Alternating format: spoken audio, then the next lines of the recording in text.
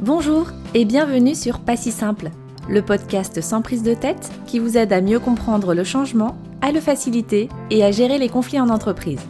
Je m'appelle Julie Roger et après plus de 15 années passées dans les ressources humaines et la gestion de projet, j'ai créé Mélusine RH. J'accompagne désormais les managers, les cadres RH et les dirigeants d'entreprise. Si vous êtes à la recherche d'infos, de stratégies et d'astuces pour mieux gérer les relations humaines, alors vous êtes au bon endroit. Dans ce podcast, vous trouverez ce qu'il vous faut pour atteindre les objectifs de vos projets, faire des relations humaines un atout pour votre entreprise et surtout, apaiser votre quotidien. Vous êtes prêts ? Alors, c'est parti ! Tout ce que l'esprit peut concevoir et croire, l'esprit peut le réaliser. Cette phrase de Napoléon Hill montre à quel point nos croyances et notre état d'esprit ont de l'influence sur nos actions. Parce que pour entreprendre une action, il faut croire qu'elle est possible. Avez-vous déjà pensé à quel point votre état d'esprit et vos croyances vont avoir un impact positif ou négatif sur la manière dont vous allez manager votre équipe ? Dans cet épisode, je voudrais aborder particulièrement les croyances limitantes qui vous empêchent de devenir le manager que vous aimeriez être. Attention, pas celui que vous pensez devoir être. Ça, c'est encore une croyance limitante. Elle vous a fait imaginer un manager idéal construit selon ce que votre éducation, les codes de votre entreprise ou encore les normes de la société attendent. Mais ce manager-là n'existe pas et honnêtement, vous avez bien peu de chance à arriver à l'incarner. D'ailleurs, je ne vous le souhaite pas, au moins tant que vous ne vous serez pas posé la question « Est-ce que j'ai vraiment envie de correspondre à ce profil-là ?» Il y a une citation de Bouddha qui dit « Nous sommes ce que nous pensons, tout ce que nous sommes résulte de nos pensées. Avec nos pensées, nous bâtissons notre monde. » Alors, comment peut-on faire en sorte que nos pensées soient alignées avec nos valeurs, avec nos envies et notre personnalité, sans devoir les faire entrer dans un moule idéal que l'on s'impose ou que les autres essaient de nous imposer ? Comment pouvons-nous bâtir le monde qui nous convient avec des pensées positives ? Une des clés est de se pencher sur ces fameuses croyances limitantes. Une croyance, c'est un état d'esprit ou une pensée qui va venir modifier la façon dont on vit ou dont on interprète une situation vécue ou à venir. Une croyance limitante, ce sont donc des pensées qui vont venir vous freiner sur ce que vous voulez faire ou qui vont vous faire analyser de manière négative des situations que vous avez vécues. Ce sont ces fameuses petites phrases qui tournent en rond dans nos têtes du type « Je ne suis pas assez intelligent » ou « J'ai pas suffisamment d'expérience pour y arriver ». Il y en a beaucoup, et souvent, elles sont liées au fait que vous vous estimez trop ceci ou pas assez cela. Ou encore qu'une situation ou une personne externe serait mieux que vous, ou ne voudrait pas vous aider, ou s'intéresser à vous. Pour un manager, les croyances limitantes les plus courantes pourraient être celles-ci, je vais vous en citer 6. 1. Devoir se sentir indispensable et ne pas déléguer. En faisant ça, il contribue à limiter l'autonomie de l'équipe. Ses collaborateurs ne feront plus d'efforts pour réfléchir par eux-mêmes puisqu'à la fin, ils n'auront de toute façon pas le dernier mot. 2. Avoir besoin de tout contrôler et qu'on le considère comme un expert. Un manager n'est pas un expert technique. Bien sûr, il a besoin d'avoir une connaissance minimum de l'activité de son équipe, mais il est surtout là pour coordonner et faire en sorte que les experts trouvent des solutions par eux-mêmes.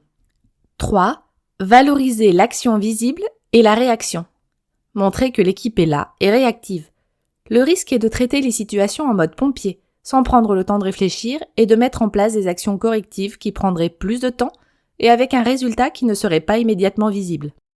4. Faire des différences entre les membres de son équipe et mettre en avant ce qui lui ressemble. Nous avons tous tendance à rechercher des personnes que l'on comprend et qui fonctionnent de la même manière que nous. Pourtant, dans une équipe, il est bon de comprendre que ce sont les différences qui apportent de la valeur. Et il faut faire attention à ce que chacun puisse avoir sa place sans faire de privilèges. 5. Vouloir être apprécié à tout prix. Chercher à être aimé et apprécié est un piège lorsque l'on est manager. Il y aura toujours quelqu'un qui ne sera pas d'accord avec vous et ça n'est pas un problème. Vous devez simplement veiller à être juste et à prendre des décisions réfléchies. Un manager qui sait être juste, même si ses décisions ne plaisent pas, sera toujours plus apprécié qu'un manager qui ne sait pas trancher et assumer. 6. Ne pas s'autoriser à ressentir des émotions. Une croyance courante est qu'un manager doit être rationnel et ne pas montrer ce qu'il ressent à ses collaborateurs, voire même que le travail n'est pas le lieu pour exprimer des émotions. Pourtant, partager ce que l'on ressent peut permettre au manager de créer une atmosphère de confiance. Il montre à ses collaborateurs qu'ils peuvent aussi s'exprimer sans crainte d'être mal accueillis. Aujourd'hui, on identifie pas mal de ces croyances avec l'étiquette de syndrome de l'imposteur, qui nous empêche d'accepter et de reconnaître nos mérites et nous donne l'impression que la chance, les circonstances ou les autres sont uniquement responsables de nos succès.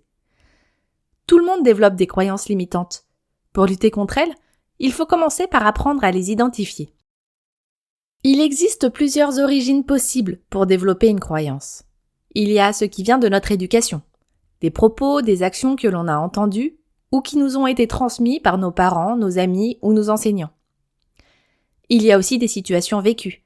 Parfois, une seule situation peut faire basculer quelqu'un et lui faire adopter une croyance limitante. Il suffit d'une interprétation ou d'une conclusion erronée sur ce qui a été vécu pour influencer durablement notre esprit. Nos attentes aussi sont source de croyances.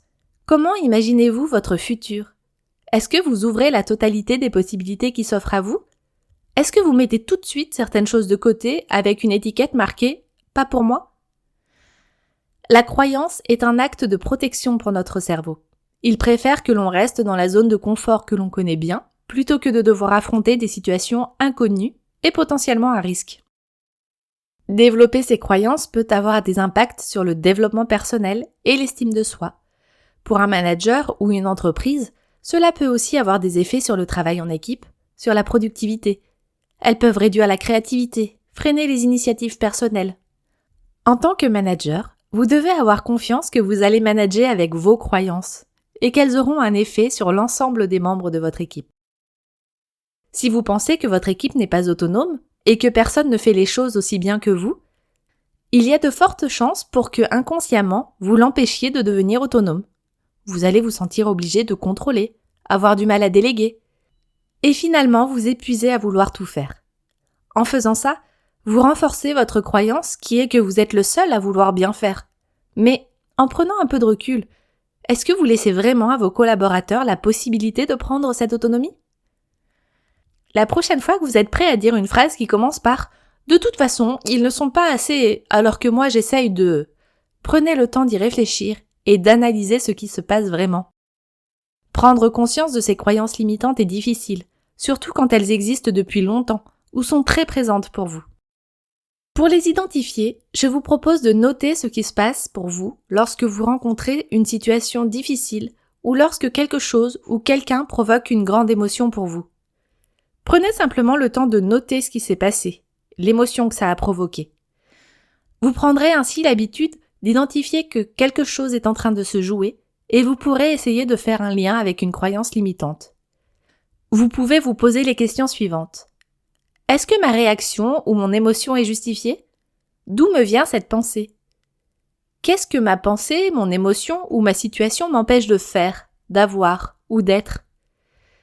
Qu'est-ce qui peut m'arriver vraiment si j'y vais quand même et que je n'y arrive pas ? Qu'est-ce que les autres pourraient penser de moi si je le fais quand même ? Et si je ne le fais pas ? Qu'est-ce que moi je vais penser de moi si je le fais ? Et si je ne le fais pas ? Le fait d'analyser et de vous questionner vous apportera 2 choses. La première, c'est que vous prendrez du recul et vous ferez des liens entre des situations qui se répètent et qui vont vous conduire à identifier votre croyance. La seconde est que, ayant imaginé d'autres possibilités, ouvert d'autres schémas d'action dans votre esprit, vous pourrez tenter d'agir autrement. En ayant en tête les conséquences possibles, votre cerveau ne verra plus le danger, mais simplement une situation maîtrisée, puisque vous avez déjà prévu ce qui pourrait se passer et anticipé les zones d'inconfort que vous pourriez rencontrer. Une fois votre croyance identifiée, vous pouvez essayer de l'éliminer en formulant une pensée positive à la place. C'est difficile au début. La bonne nouvelle, c'est que formuler des pensées positives devient plus facile à mesure que l'on s'entraîne à le faire. Et enfin, recommencer encore et encore. Éliminer une croyance prend du temps. Elle reviendra, insidieusement, dans des situations différentes. Vous devrez arriver à l'identifier jusqu'à ce qu'elle vous saute naturellement aux yeux et que vous puissiez l'éliminer en formulant automatiquement la pensée positive qui vous permettra d'aller plus loin. C'est une habitude à prendre et à ancrer dans votre quotidien pour en acquérir tous les bénéfices.